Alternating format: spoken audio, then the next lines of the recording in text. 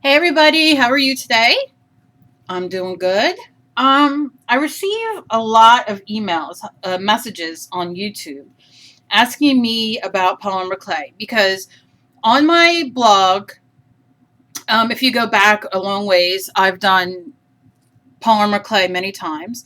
Actually, I started out years and years and years ago doing polymer clay. That's what I started with, and that knitting actually. And then I began art journal.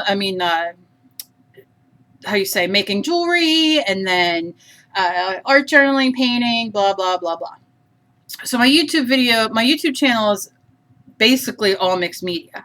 So I thought, why not expand a little bit and show some very straightforward techniques with polymer clay, and so you guys can go buy two colors and do this and get a look, and then we can go on with different things. I make dolls, I make jewelry, I make so many different things, and it's one of the things I happen to love. um, and it doesn't have to be an expensive hobby, because I know a lot of hobbies, when you want to do them and try them and start out, become very expensive because you have to buy so many different components to start. Like if you're going to do art journaling and you don't have paints and everybody likes the new stuff that comes out and wants to try them. I do too. I like to find ways to get the same product and the same effect without having to spend a lot of money. So I like to play around and see what I can find. Um, so I'm going to be doing some of the polymer clay, maybe doing a few jewelry things, kind of mixing it up a little bit on here, and still continue to do my mixed media and stuff. So, but there's so many things to teach you with polymer clay. Um, there is. Let's start a few. This is Sculpey 3, and this is they call it like kind of like a student grade kind of thing, and it's very very soft. Great to start out with, great to use. Nothing wrong with it. But then you get into Fimo, which is a much harder, and then there's Primo, which is a much harder clay, that when it bakes, it's a little bit sturdier. So I would say a little bit, more professional, I guess, would be. I do like Primo and Fimo. I don't have too much problems with them. I have problems. I have rheumatoid arthritis and fibro.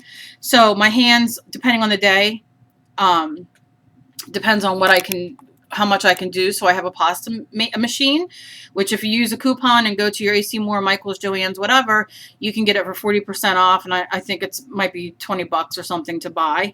I have my dad's mother's old pasta machine, and that's what I use. And all my clay stuff and everything's up in my other room. So I just brought a few things down to show you. This, for instance, is Sculpey, the Sculpey 3. And I have tons of this. I have just as much of this as I do the Primo and Fimo.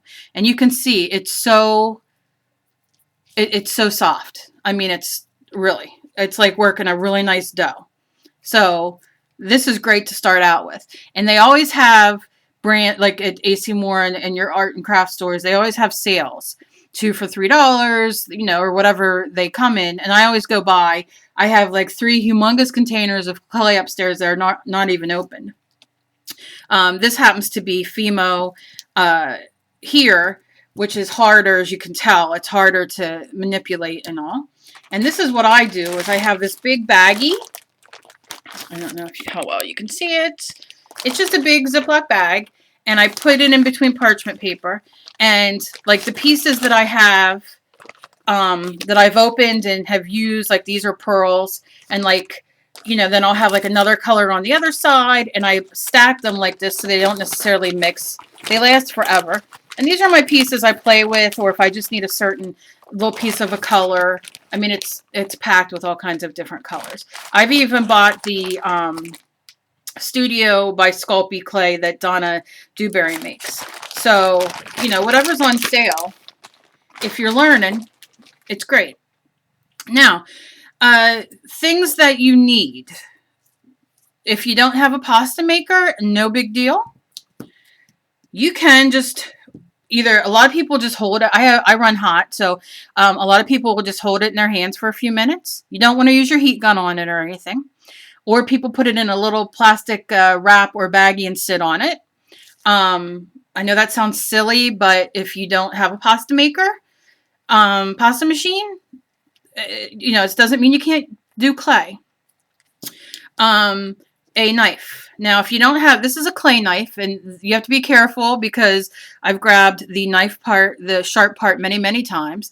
So nowadays they sell them with things on the top, so you know which is top and bottom. It gives you more, makes it easier for you to cut into the clay.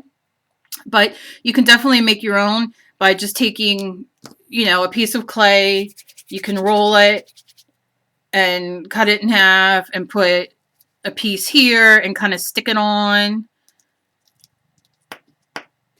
I mean, I have to be a little bit, stick it on like that and do another on the other side and then bake it. And then this will become hard. And if I was on camera, you would really be able to see that. What the heck what's going on with me today? Okay. So then you would stick it on like that, you see, and then you'd bake it, you'd have it on both sides. And then once it's baked, it's hard. And then you have your thing so you don't touch the knife. Okay, let me just go out a little bit. So then you don't touch the blade.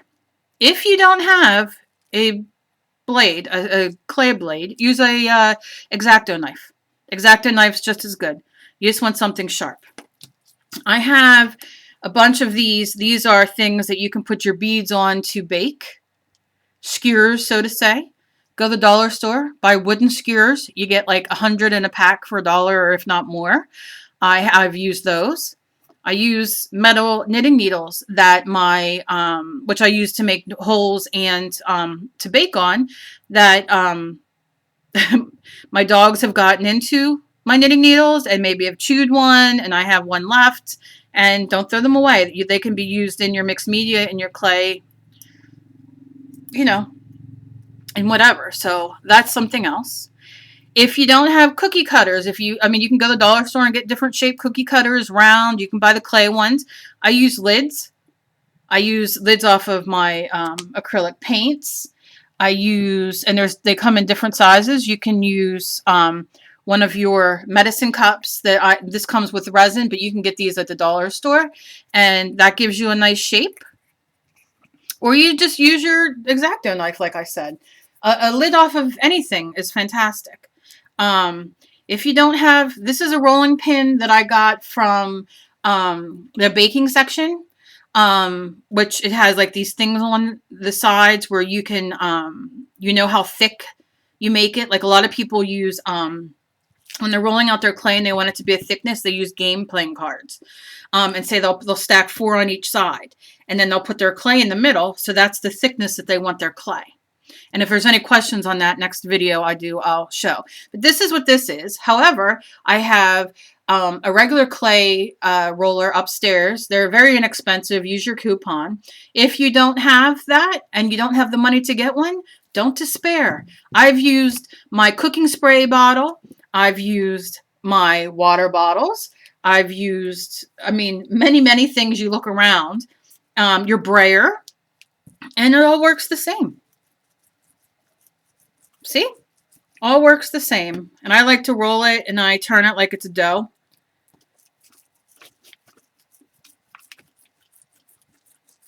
And once you get it rolled out a little bit more, and you just turn it and you just keep, rolling it out, which we'll get to that in a second. And that softens that up. And I think that's about it. I want to show techniques that, easy techniques that you guys can do to make something, to get a certain look, and that are very easy, so you don't have to feel that polymer clay is out of reach for you, or that you can't do it. There are so many things you can do with polymer clay. So today we're just going to start with an easy cane, and we're going to use black, which I guess has some colors mixed in it, and we're going to use this blue. And all we're going to do is we're going to roll them to get them soft in my hand for a minute. Just heat it up for a second. I don't have my pasta machine down here. I could have carried it down, but I didn't. All right. And what we're going to do is, this blue looks a little big for exactly what I want. So I'm just going to cut that in half. And I'm going to roll this into a snake. And you can roll it on your... This is just one of those silicone mats. I have glass. I have a piece of glass that I use that I took out of a picture frame. A big piece of glass, and I put like tape around the edges, duct tape. So I don't get cut by the glass. And that way when I work on it, I can just do what I want, lift it up, put it in the oven because it's a low temperature. Make sure you read the temperature. I think it's usually 265 or something like that, but read the package for whatever it says. So I'm going to roll out a snake of the blue. And then I'm going to move that for a second. And then I'm going to roll out a snake of the black.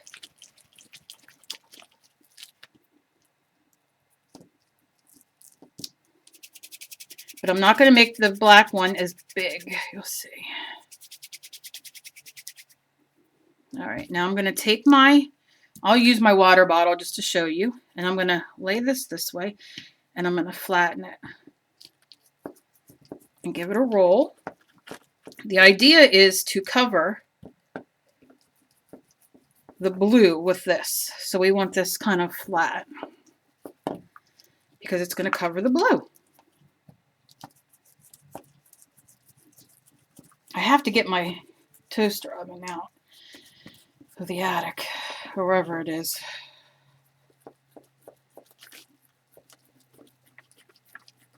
Just kind of want to keep moving it. If it's sticky, spray a little bit of water on it, because that helps. If a piece sticks in, just put it back on. Roll it over. And just continue to roll. Now this is the Fimo or Primo, one of the two. I can't recall right this second. So it's a little bit harder. You know, when you roll it out and stuff, it takes a minute, a minute more, nothing major. Sometimes I have to call my husband and say, can you roll this out? But like I said, with the pasta machine, it's nothing. And you can, if you use your coupon, you can get it. And these are always on sale, different clays. So whether you buy Sculpey, Fimo, whatever you buy, it doesn't matter. This is just 2 colors you can use. So we're going to stick with that. I'm going to take my blue. I'm going to fold it in half to make it thicker. And then I'm going to just give it a roll so it becomes one. And when you roll clay, and I might even do, I'm just going to kind of push it together. Run over the seams. I'm going to cut a little bit of this off to make it a little bit more doable for the camera. Might even do it. This is called a bullseye cane, by the way. And when you roll it, it becomes one. And you can roll it on your table, of course. I don't want it to get too much longer. Just want it to all meld together, which it is. And you'll see your seams will disappear.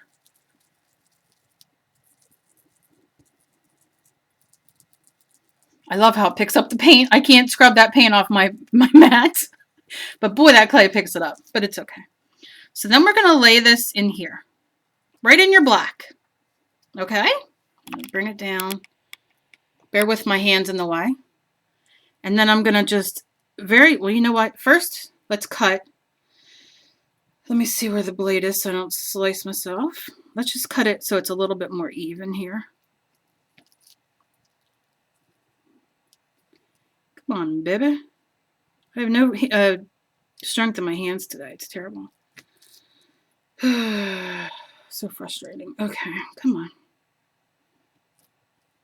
Okay. And let's just cut that off.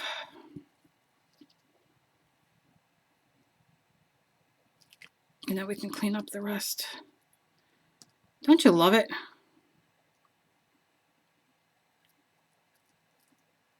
Okay. So then what we're going to do is we're going to bring up this side over top the blue.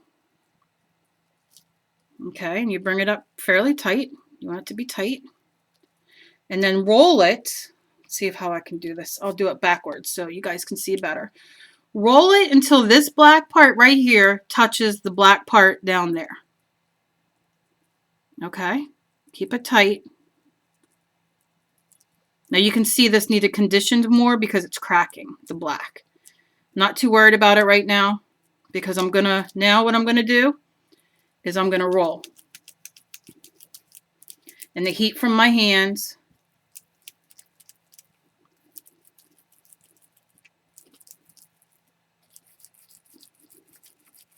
and I'm going to roll it out. The middle always stays thicker, so work that way.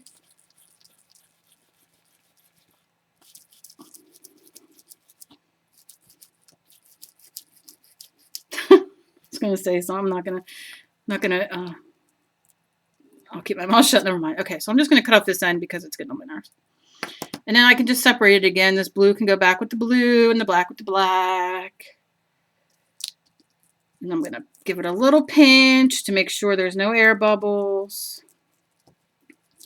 Give it another quick roll. Now, here's where it becomes fun. We have our black rolled over our blue. Now, let the fun begin. Very quick. We're going to cut it in half. Now, when you do this, like you can see right here, there's still a little bit of a seam. You can still rub it. You can still roll it.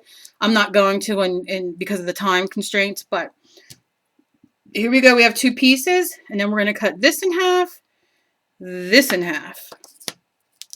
And we're going to just put them together. Put those 2 side by side, and then put this 2 side by side. And try to keep them even though they might not be as long at the end. Try to keep them as even as you can on top. Give it a push. And we have our first look. Now, if this is enough for you, here's what we're going to do. We're going to just give it a little so they kind of blend together. And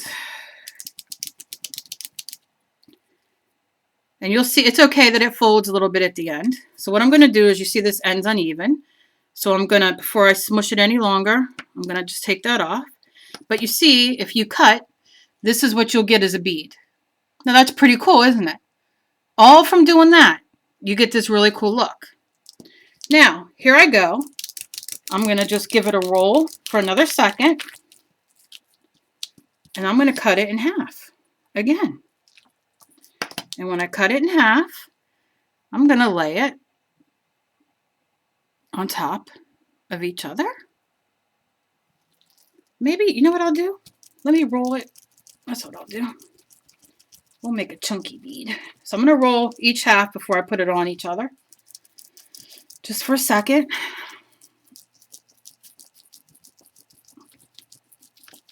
So we can get, now you can see where it's, a little bit fatter. So just kind of give it a little roll. No big deal. If you roll your hands up and down it stays even.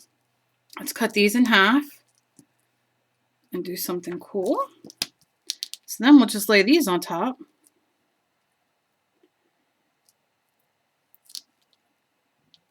And make sure those are together.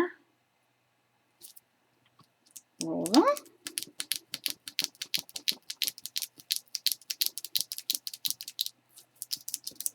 Use your palm. Try not to put too much pressure on it. You just kind of want to roll it. Okay. Then we have our piece, and you'll roll it, until the seams are gone if you want. Doesn't really matter to me, but I'm going to cut this first piece off, and look how cool.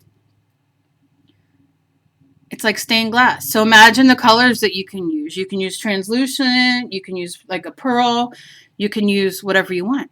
So you have these great pieces. So let's say we have a piece of clay. This is a piece of copper that I don't know what I had mixed in here. So I'm going to roll this into a ball. Look how cool that looks.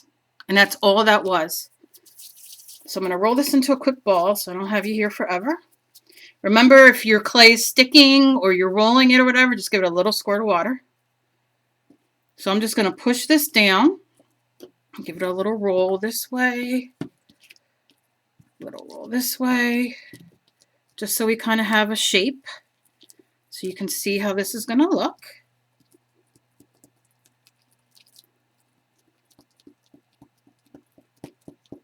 Okay, and that'll be our base for our jewelry piece. And you can go put a hole, once we do this next part, you can go put a hole through it for you to bake it. We'll do a little oval for you to bake it. Or you could drill a hole with your Dremel or whatever after, doesn't matter. Or you can just cut these and cut them small and bake them and use them on your mixed media pieces. So it's a win-win for everybody. So I'm going to slice these very thin. Now you could put this in the freezer. We're just going to set these on here. You could put this in the freezer so it gets a little bit, because it is warm because of my hands and working with it.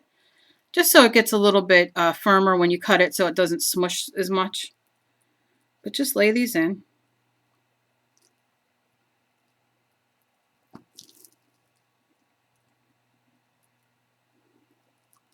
Now imagine doing this with black and green, or a dark green with a lighter green and making leaves. Okay, so I'm just going to give you an idea here. So see how we have this? Okay, and it's just laying on our base bead. And we're just going to go in. Now you can go in with your roller and roll it out.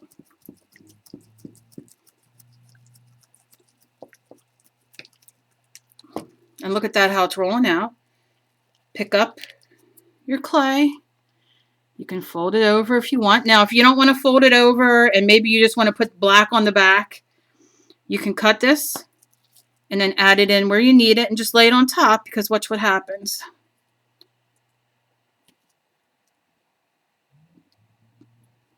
Just lay it on top, no big deal. And say, oh, we need another little piece to fill in. So we're just going to take it, our piece here, cut it, and we'll put a piece here. And I need a piece up here. And then we're going to take our roller again, and we're going to roll it.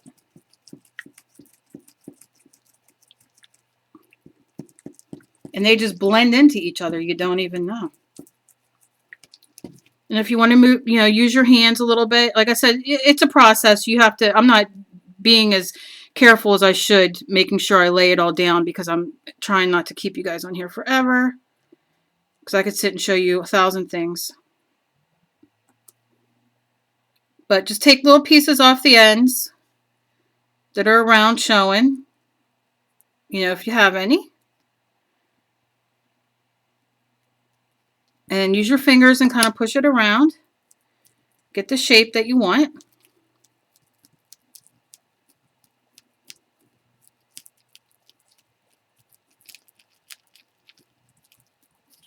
And you'll be much better at this than I at this moment, because I'm in a hurry. I'm not in a hurry, but I don't want to keep you guys. And you just roll it again, and it blends as it's one.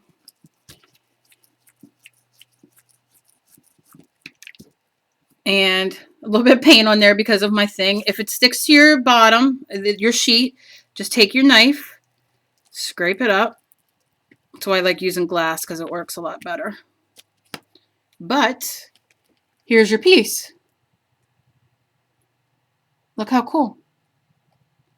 Now, if you want to make this into a bead, you can take your a skewer or whatever you have, turn it over, and roll it.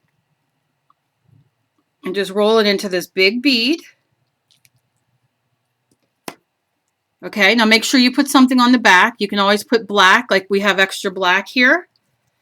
We can roll that out and just set it on the back so the back looks finished. Or you can, whatever color that you have, and you can have a nice bead, a central bead.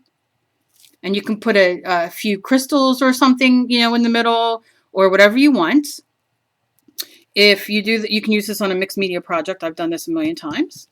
You can also say, oh, you know what? I'm not digging the shape. Maybe it's misshapen because I whatever. Take a cutter, whatever you have. And if you have to push it out a little bit to get it, but so the cutter fits, do it. And then push your cutter down, whatever you're using. Give it a little twist so it goes all the way down. You'll feel it. Take it off, and now you have your round piece. And this can be used very easily. Let me take this up. Now see how cool?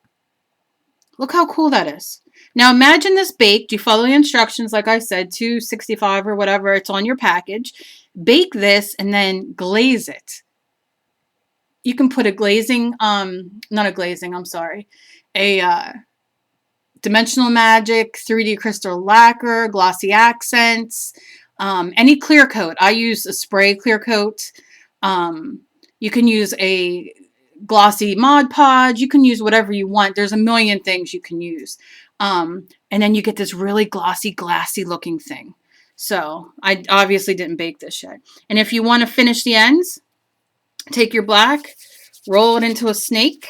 You can use this to finish your ends. You could take this off and have it go around if you want. But if you want to add like a bezel type look, and you can use silver or gold as a bezel type look too. You just take it and you just take it around, and look how that finishes that. And you can stick a eye pin in here, and then bake it like that. You can stick a whatever you have, and bake it, and it works fantastic. But just make sure if you're going to put this on, you do it at the end. This is fun because then you can just take pieces of this.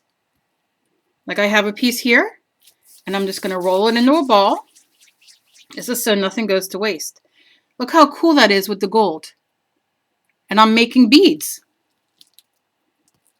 I'm just making beads. So it goes with my necklace. So you can do this, right? You have your beads, put your holes through before you bake it.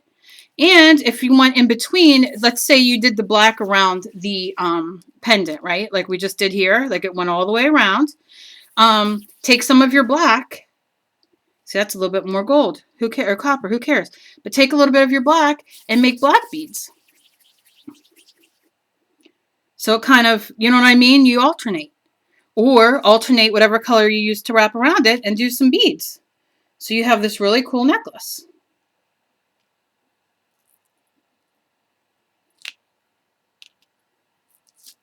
You know, how cool. And it's all the basic same colors. You know, and if you want it to be in a circle, rather than I have it like in a football oval shape, and you would take an extra second to do, you can just roll it in a ball. And you get all this great, and if you don't like it, just give it a smush, fold it, and roll it again.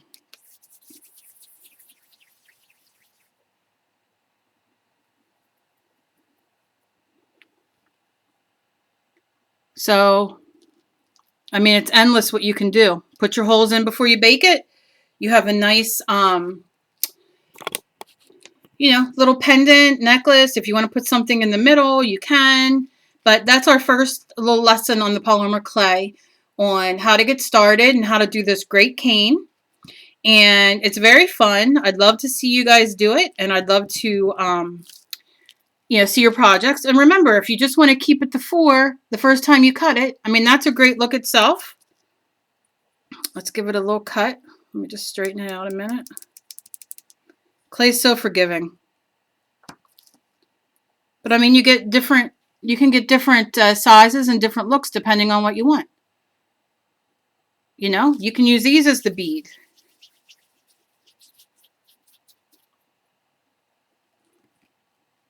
When you have scraps left, or just put them in a container, bake them and put them in a container for your jewelry or for your mixed media or whatever.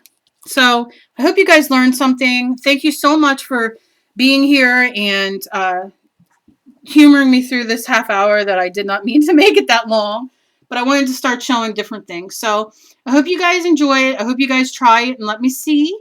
And I'll be back with another clay video soon. So if there's anything that you guys want to see, let me know. And I hope you guys have a great weekend. Thanks.